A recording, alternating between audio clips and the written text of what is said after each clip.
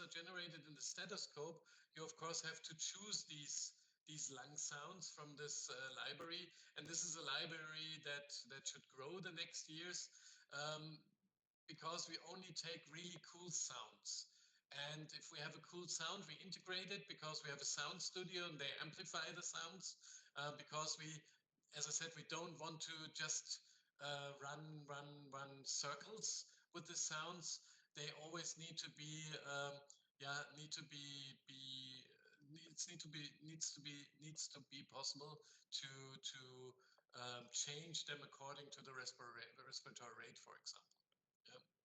But if you click here on high frequency oscillator, on jet ventilator, you will have the sound of a high frequency oscillator. Yeah. Good. Big area of the lung. I think that's very self-explaining. So if the lung sides are connected here, you will change with the sliders the overall compliance of the lung. Yeah, if you disconnect the two lungs, you can simulate a pneumo. Yeah, and as I said, you can simulate a pneumo, but you can't needle a pneumo. You have to simulate this. That's not possible. Yeah. Okay, then this area for the debriefing system. As you see, all these information, and we now have, of course, a lot of icons and annotations in this area go directly into the debriefing system. You can also add, yeah, I would say CRM or human factors annotation. Oh, sorry. Miriam? Sorry, just about that pneumothorax. So you can Yeah. simulate it, but you can't decompress it? Yeah. So you can't needle. You can't puncture at all. You can puncture into the mannequin. Okay. That's not possible. Okay. Yeah. It was just not enough space, because all the space is with the lung. Yeah. And maybe this is important to talk about. As I said, I wanted to have the physiological lung, and I think that makes Paul very special in this size, because we have in Paul, and it's patented, we have no bladder in Paul to move the chest, but we have a stainless steel cylinder in Paul. And this, Michael could explain it a lot better than me, but it's a stainless steel cylinder with a coil engine and a magnet. And we move this piston, I don't know how to call it. Yeah, we move this, and by moving this, we can change the compliance of the lung on the fly. So that means if you ventilate Paul with a neopuff, with a peak pressure of 16 to 18, the chest will start moving. With a pressure of around 20 to 25, it's a normal expansion, and with 30, the chest is overexpanding. And how we do this is with the stainless steel cylinder and this coil engine and the magnet inside. We measure all these, the peak pressure, the PEEP, the ventilatory rate, and the tidal volume. And these measurements are translated into engine movements. So what we measure is translated into engine movement, and this is so fast that the people believe that they give air into the baby and the chest will move, but actually they give air into this stainless steel cylinder. Everything is measured, and what's measured is shown by the chest movement, and it's translated to engine movements. And so you can hook him on a ventilator and you will get realistic values. And that's, I think, a really cool thing, because I used a lot of simulators, and then if you run a dope scenario, you always needed to put the peak pressure of the ventilator to 40, that the chest will move. But it's already a lot too much peak pressure, and then you tell people, please ignore the machine, but you can't ignore the machine if it's part of the scenario. And so we said, okay, we want to have realistic values for mechanical ventilation. Okay, good. Let's go back to the debriefing system again. So you see all these icons. And as I said, you can also add human factors annotations. So you can add a question mark if something was not clear what they did, or this communication bubble, a thumbs up, and this attention sign. And of course, you can add some annotations. So in this situation, the situational awareness was a problem. Awareness. Then you can add and type in these annotations. And what I like very much, if you believe this is super important already during the scenario, because you might have at the end of the scenario a lot of these icons. And if you believe this is so important, I must not forget during the debriefing, you can click on this little star here and you can highlight this annotation already during the scenario. And I will show you in a second that this will be shown in the debriefing afterwards. And a thing, if you, some of our customers, they just do simulation, but they have no AV system. And so what we integrated also is a screenshot feature. So if they believe, okay, this was an important moment because nobody realized that the baby was already deteriorating, then you can do a screenshot, and then the entire screen is saved, and you can show this again in the debriefing. Yeah, and I will show you now again a feature. Before I go to the debriefing, I will disconnect Paul from the charging cable. So that means if you now stop a scenario, you will be asked if you really want to end the training. Yeah, we want to complete the training. We can name it Leerdal 1. Can add some comments to the scenario, save it, and then before you go to the debriefing, you will be reminded to connect Paul to the cable. That you don't come back from the debriefing and your Paul might be empty. So you will be reminded on all the screens, yeah, also on the vital screen in the training room, to please connect Paul to the charging cable before you go to the debriefing. That means as soon as you connect him again, the system will recognize that he's connected again, and the message will disappear again. Yeah. Yeah, Jens, quick question about that screenshot. When you did it, is it screenshotting the patient monitor or the trainer laptop or both? No, only the patient monitor. Okay, perfect. Only the patient monitor. Yeah. Okay, and now the only highlighted area here is the debriefing icon. And if you click on debriefing, you will find your scenario, you will find the trainers that you added at the beginning, and then you will have all, of course, now a lot, because we had a running time of, I don't know, 1.5 hours. So you have a lot of icons here now, and you see here in the end the situational awareness icon with the highlighted star, and also the vital screen, and you can display this. Yeah, that's the integrated debriefing system. Yeah, and you can extract this to a PDF or to an Excel. And I think there are a lot of possibilities for the future, especially regarding scientific purposes. I think that's just the beginning. Yeah, so there are a lot more features to add. Yeah, so we go back, we close the scenario, and we are back on our user interface. I'll have a look for the time, but a few more features. I think this area is self-explaining, I would say. How to control this. I already talked about the time. We have, as I said, a shortcut, for example, to display the heart rate or the ECGs, to click on the stick, and then you don't have to scroll over here, but you can do this here. You can also do this for the saturation. However, if you do it here, it will be always placed on the right hand, so on the correct position. So maybe during a scenario, it's important that they placed it on the right foot, and therefore the not correct position for a preterm stabilization. You might want to do this manually here and not here. But what you maybe recognize is that as soon as you have one saturation, you get and I take it away again, as soon as you have one pulse oximetry probe, you get an option for a second, because this will then be the preductal, and as soon as you have one, you will have the option also for postductal, and this will automatically add it.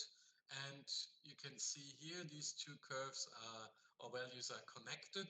If you disconnect them and drop the postductal, you can create a difference. And if you reconnect it again, then changes will always happen in the same difference. Yeah? And the same is of course true for the blood pressure. So if you want, so normally you change this with the MAD.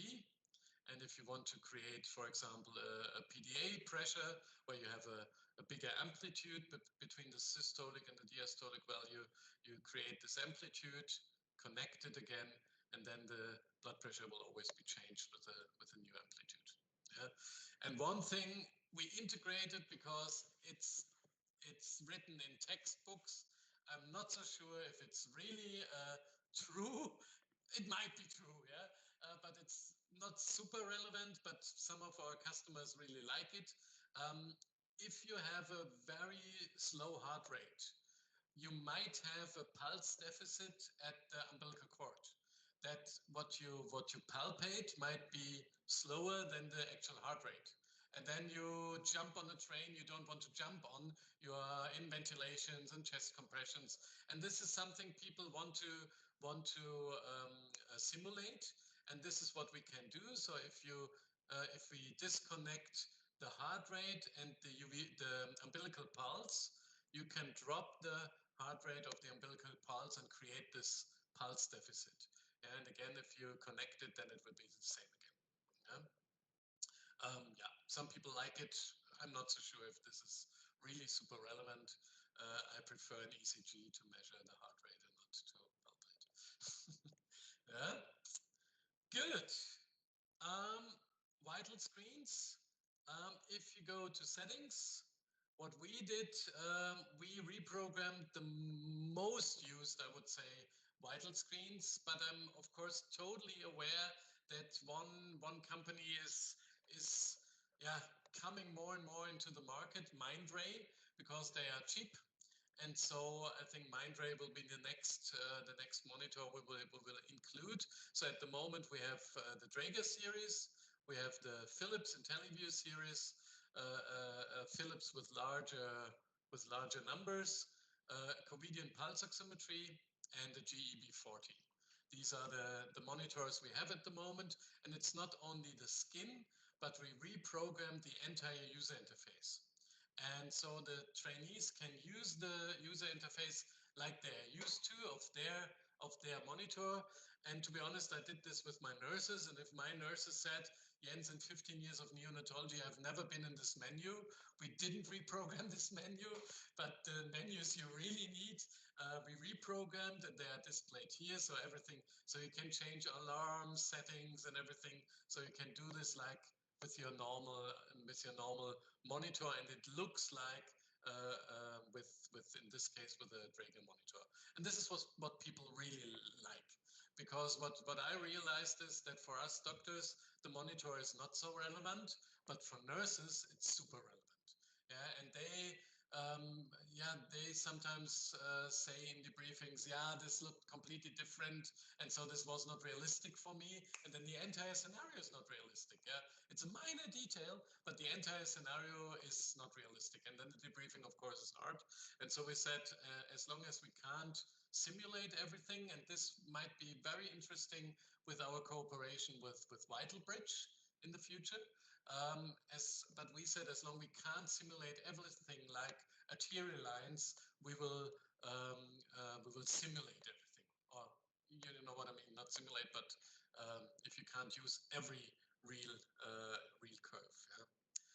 Yeah. And the last thing here is our feedback monitor. That's during the orientation phase. That's a feature I like very much because this feedback monitor is displayed during the orientation phase on your vital screen.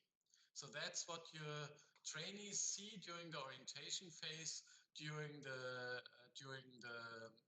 what your trainees see during the orientation phase instead of the vital screen.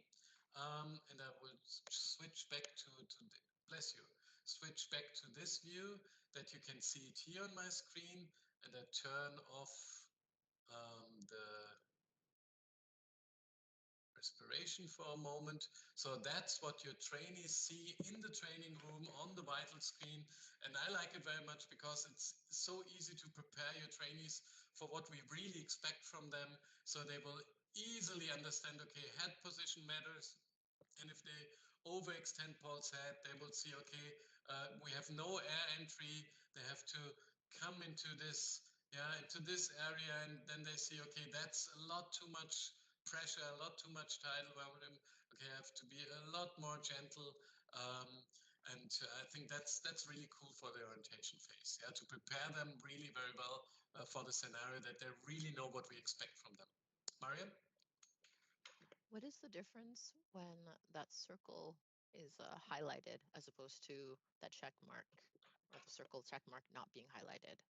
Sorry, on the monitor, if you see like the CO2 is not like white. It's not displayed at the moment. Okay, so it just means that this is what's displayed and this is what's not displayed. Yeah, this is active at the moment. Yeah. Okay. But as I said, it's a little bit different with us because I need to go back to show it to you. So this is highlighted that you see, okay, it's active at the moment, but it's a double thing because you'd see that it's active because you see it only on your instructor screen if it's really active. So it's a double highlight. Okay. I don't know how to say it. Yeah. It's just selected twice. I'm just trying to understand. Okay. Good. Yeah. Good. And maybe once again back to the feedback monitor. So of course they also see the chest compressions and also if they intubate Paul too far, it's of course also the same. Yeah. So they have all this information during the orientation phase. And for me that makes a lot of sense. Yeah. Because I sometimes, if I used other simulators, I needed to ask the guy in the technician in the technical area, is the simulator really intubated? Because I can't see it. And this is something that's for me, if I do the familiarization, really cool because I can see it immediately if the simulator is really intubated. Yeah? And if they really do good ventilations. Yeah. Good. Pre-programmed scenarios. Should we talk about this very briefly at the end? Okay. Pre-programmed scenarios. As I said, this is not my favorite topic. However, I thought what would make sense for me. And what we do, I have no simulation center. So we only do in situ training. And what we do is, if we do in situ training, we have 2 days. So normally it's a 3-day course. 1 day is lectures and all the theoretical stuff and setting up everything. And day 2 and 3 are training. 4 groups, 8 people. That's our standard approach. And we always run the same 3 to 4 scenarios. And so I thought, okay, what makes sense to me? To pre-program scenarios, and the only sense to me, just change the monitor again, I'm sorry. The only sense, what makes sense to me is to pre-program the start of a scenario, that I always can click on this is the scenario, how it should start, and maybe the first 1 to 2 minutes of deterioration of the baby, but especially for research questions. Not for normal training, because it doesn't matter if the baby deteriorates over 1.5 or 1:45 minutes, or if it deteriorates from 90 saturation to 88 or 85. It just doesn't matter for normal training. But for research purposes, it makes sense to standardize this deterioration. And so what you can do is, if this is the starting point of your scenario, you can click on quick save here. And then we can call this scenario level 2, save it. And then the entire status of the entire system is saved.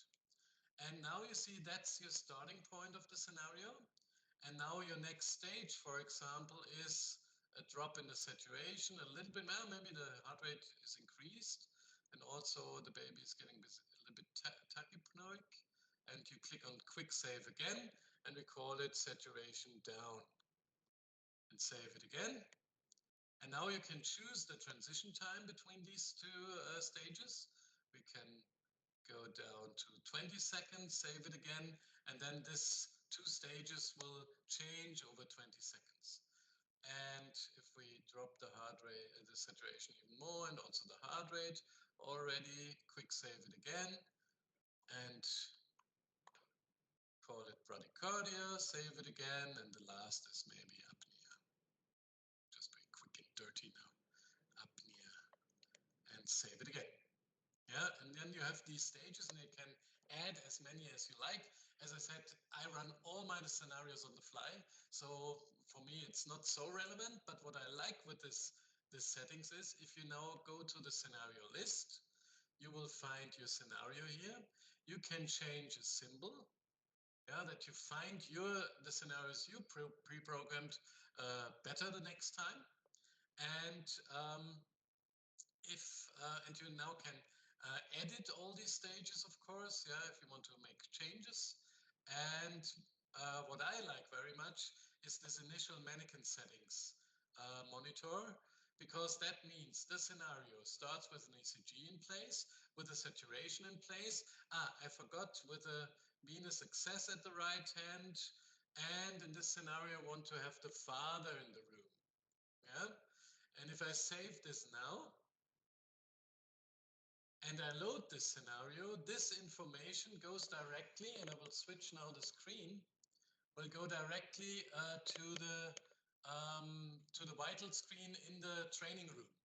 And so the sim tech or the sim nurse knows now, okay, our next scenario will be Leerdal 2.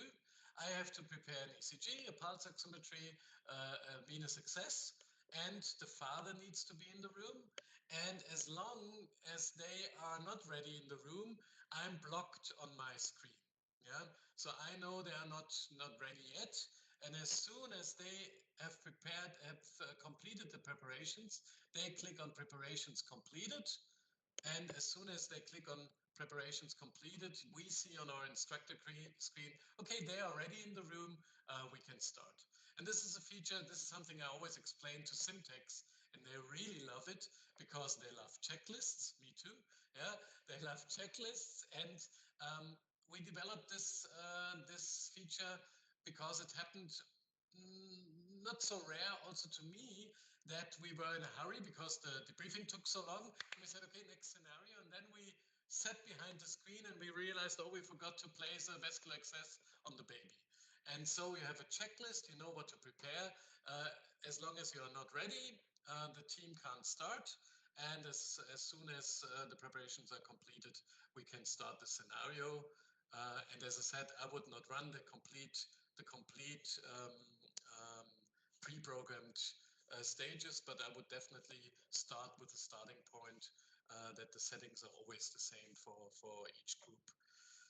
Yeah,